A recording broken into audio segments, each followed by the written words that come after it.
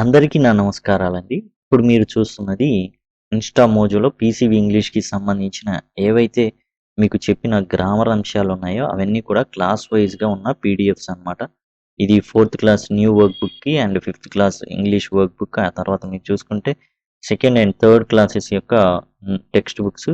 ఇవన్నీ కూడా మీరేంటంటే జస్ట్ మన ఏవైతే బ్లాగ్స్ ఉన్నాయో వాటి ద్వారా యాక్సెస్ చేయొచ్చు. టెక్స్ట్ బుక్ వైస్‌గా మీరు గనక ప్రిపేర్ అవ్వదలుచుకుంటే ఇప్పుడు స్కూల్ అసిస్టెంట్ ఇంగ్లీష్ వాళ్ళకి సంబంధించి ఇది blog PCV English essay.blogspot.com.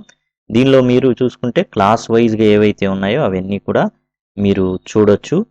And topic వైజ్గా ప్రిపేర్ అవ్వాలంటే దాని కిందే ఇవన్నీ కూడా ఇప్పుడు సినానిమ్స్ ప్రిపేర్ అవ్వాలంటే 7థ్లో ఉన్నాయి, 3ర్డ్లో ఉన్నాయి, 4థ్లో ఉన్నాయి, అట్లా వరుసగా మీకు ప్రొవైడ్ చేయబడుతుంది. అదే సఫిక్సెస్ ప్రిఫిక్సెస్ 5థ్లో ఉన్నాయి, 4థ్లో ఉన్నాయి, ఆ తర్వాత వరుసగా ఇవ్వడం జరిగింది.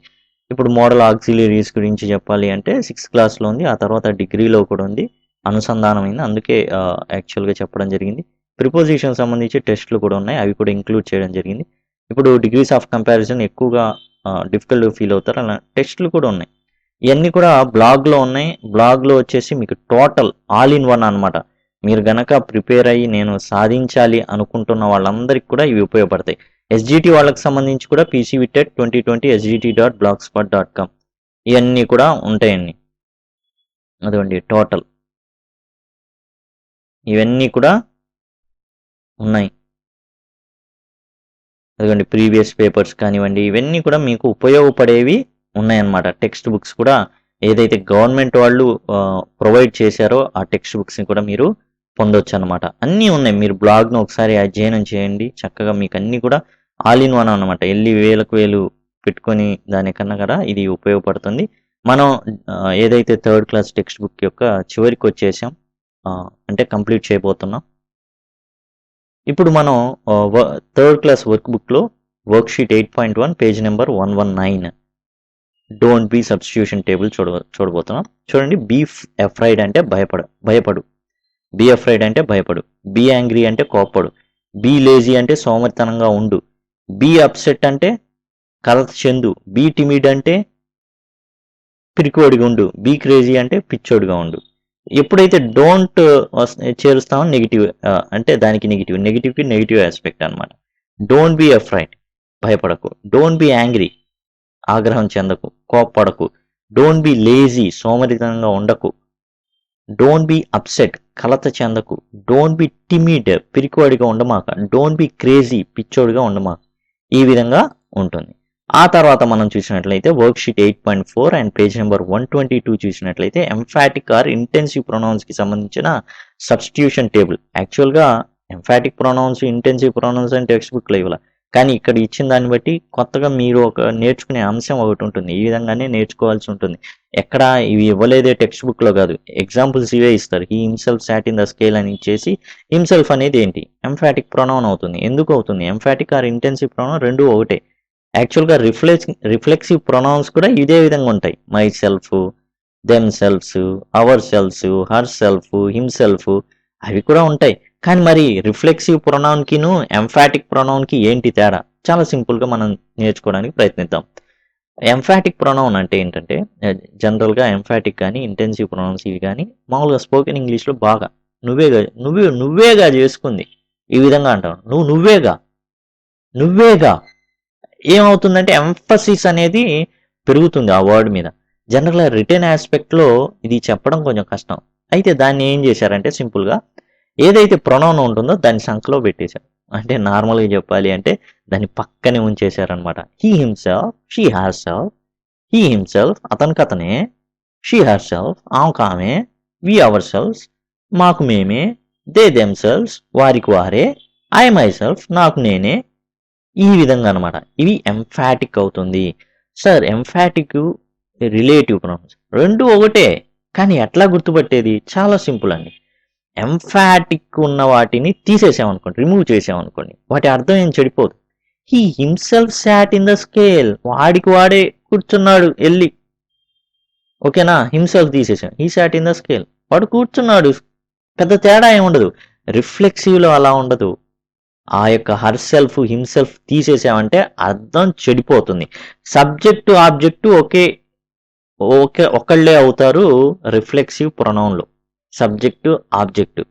కానీ ఎంఫాటిక్ ఆర్ ఇంటెన్సివ్ ప్రొనౌన్లో మనం ఆ హిమ్సెల్ఫ్లు, హర్సెల్ఫ్, మై సెల్ఫ్లు తీసేసినా కానీ అర్థం అనేది చెడిపోదు. ఇక్కడ మీరు చూడండి, హిమ్సెల్ఫ్ తీసేయచ్చు, హర్సెల్ఫ్, అవర్ సెల్ఫ్ ఇవన్నీ తీసేసినా చూడండి, he himself sat on the table, వాడికి వాడే కూర్చున్నాడు టేబుల్ మీద, నేనేం కూర్చోబెట్టలా, అది ఇరిగింది పడ్డాడు, నాకేం సంబంధం అంటుంటాం జనరల్గా. He sat on the table, వాడే కూర్చుంది.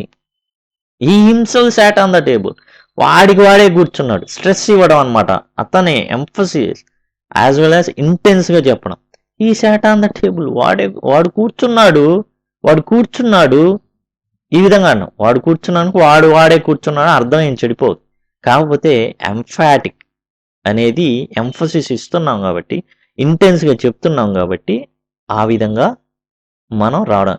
వీటిని ఎంఫాటిక్ లేదా ఇంటెన్సివ్ ప్రొనౌన్ని రిమూవ్ చేసినంత మాత్రాన ప్రాబ్లం ఉండదు. కానీ రిఫ్లెక్సివ్ ప్రొనౌన్లో గనక ఈ హిమ్సెల్ఫ్లు, హర్సెల్ఫ్లు కనుక రిమూవ్ చేస్తే అర్థం అనేది చెడుతుంది. చాలా సింపుల్. ఎంఫాటిక్ ఆర్ ఇంటెన్సివ్ ప్రొనౌన్ని తీసేసినందువల్ల వాక్యం యొక్క అర్థం చెడదు. అదే he sat on the table, వాడు టేబుల్లో కూర్చున్నాడు, టేబుల్ మీద కూర్చున్నాడు. He himself sat on the table, వాడికి వాడే కూర్చున్నాడు, అర్థం ఏం చెడిపోదు. వాడు కూర్చున్నాడు అనే సంగతి రెండిటికి కన్వే అవుతుంది. కానీ రిఫ్లెక్సివ్ ప్రొనౌన్లో మాత్రం అర్థం పూర్తిగా చెడిపోతుంది. అది ఒకటి గుర్తుపెట్టుకోండి. యాక్చువల్గా మీకు సబ్స్టిట్యూషన్ టేబుల్ని ఎలా డీల్ చేయాలో తెలుసు. He himself sat in the scale, he himself sat on the bench, he himself sat on the table, he himself sat in the chair, he himself sat on the stool. ఈ విధంగా మనం ఈ substitution table అనేది వాడడం జరుగుతుందని తెలుసు. ఇక worksheet 8.6 page number 124లో ఏం చేశారంటే నౌన్స్, వెర్బ్స్, ప్రిపోజిషన్స్, యాడ్జెక్టివ్స్, ఈ సిబి అండ్ ద డవ్ అనే ఒక లెసన్ ఉంది. దానికి సంబంధించి ఆ లెసన్ చదివి నౌన్స్, వెర్బ్స్, ప్రిపోజిషన్స్, యాడ్జెక్టివ్స్ రాయమన్నారనమాట. అందులో చూస్తే నౌన్స్ మీరు చూసుకుంటే సిబి, కింగ్, రూలర్, డవ్ ఇవన్నీ కూడా మీకు కనబడడం జరుగుతుంది నౌన్స్గా. ఆ తర్వాత వెర్బ్స్ చూసినట్లయితే ఫ్లూ అంటే ఫ్లైకి సెకండ్ ఫామ్ అనమాట, second verb form flew. Sat, సిట్కి సెకండ్ వెబ్ ఫామ్. ఆస్క్కి సెకండ్ ఫామ్. ప్రొటెక్ట్ అనేది V1, ప్రొటెక్ట్కి V2 ఏమవుతుంది, ప్రొటెక్టెడ్ అవుతుంది, ఈడీ అనేది రావడం జరుగుతుంది. ప్రిపోజిషన్స్ వచ్చేసి ఇన్, ఆన్, ఫర్, ఆఫ్ అనేది ఉపయోగించడం జరిగింది.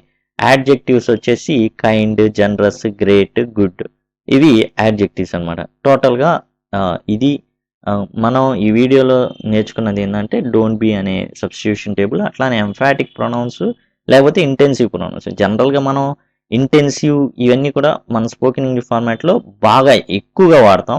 కాకపోతే రిటర్న్గా అనేది చాలా తక్కువే. కాకపోతే మనకి ఇచ్చారు కాబట్టి టెక్స్ట్ బుక్లో ఎంఫాటిక్ ప్రొనౌన్స్, ఇవి ఎంఫాటిక్ ప్రొనౌన్స్ అని ఎలా గుర్తుపడతాం అనేది చాలా సింపుల్గా చెప్పుకున్నాం. ఏంటంటే ఈ యొక్క ప్రొనౌన్కి పక్కనే పెడతారు, వాటిని రిమూవ్ చేయడం వల్ల ఎంఫాటిక్ ప్రొనౌన్ యొక్క ఈజీగా ఎలా గుర్తుపట్టవచ్చు అంటే ఫస్ట్ అండ్ ఫార్మోస్ట్ ప్రొనౌన్కి పక్కనే వాటిని ఉంచడం జరుగుతుంది. ప్రొనౌన్కి లేదా సబ్జెక్ట్ ఏదైతే ఉందో ప్రొనౌన్ దాని పక్కనే ఉంచడం జరుగుతుంది. రెండవ లక్షణం, వాటిని రిమూవ్ చేయడం వల్ల అర్థం చెడిపోదు. ఏది, ఈ యొక్క హిమ్సెల్ఫ్, హర్సెల్ఫ్. కానీ రిఫ్లెక్సివ్ ప్రొనౌన్లో గనక రిమూవ్ చేస్తే అర్థం చెడిపోతుంది. ఆ విధంగా మనం రిఫ్లెక్సివ్ ప్రొనౌన్లో ఎందుకు చెడుతుంది అంటే subject equal to object, subject ఆబ్జెక్ట్కి మధ్య ఒక సంబంధం ఉంటుంది. అందుకని ఎట్లా అంటే హీ ఎంజాయ్డ్ హిమ్సెల్ఫ్ అన్నాం అనుకోండి, హిమ్సెల్ఫ్ తీసేసాం అనుకోండి, అర్థం హీ ఎంజాయ్డ్. ఏం ఎంజాయ్ చేశాడు? హీ ఎంజాయ్డ్ ఇన్ ద పార్కా, he enjoyed in the museum. He enjoyed himself అంటే వాడికి వాడే ఎంజాయ్ చేశాడు, అర్థం చెడిపోతుంది రిఫ్లెక్సివ్ ప్రొనౌన్ దగ్గర. కాబట్టి అట్లాంటి తేడాలు ఉంటాయి. ఇక్కడ ఎంఫాటిక్ లేదా ఇంటెన్సివ్ ప్రొనౌన్లో ఆ తేడాలు ఉండవు, వాటిని రిమూవ్ చేసినా అర్థం చెడిపోదు. ఆ విధంగా మీరు కొంచెం గమనించండి. ఇక డిస్క్రిప్షన్లో ప్రతి క్లాస్ యొక్క లింక్స్ అనేది నేను ప్రొవైడ్ చేస్తాను ప్లేలిస్ట్కి సంబంధించి. మీరు వేగవంతంగా మీ సిలబస్ని కంప్లీట్ చేసుకోవడానికి మీకు ఉపయోగపడుతుంది చాలా చక్కగా. కాబట్టి వాటిని ఏమాత్రం కూడా నిర్లక్ష్యం చేయొద్దు. కేవలం ఎగ్జామ్ ఉంటేనే ప్రిపేర్ అవుతాం అట్లా కాకుండా మీరు నోట్స్ అనేది పక్కాగా రాసుకొని ఉంటే ఎగ్జామ్ వచ్చినప్పుడు మీరు ధైర్యంగా ఎదుర్కొంటారు. Thanks a lot.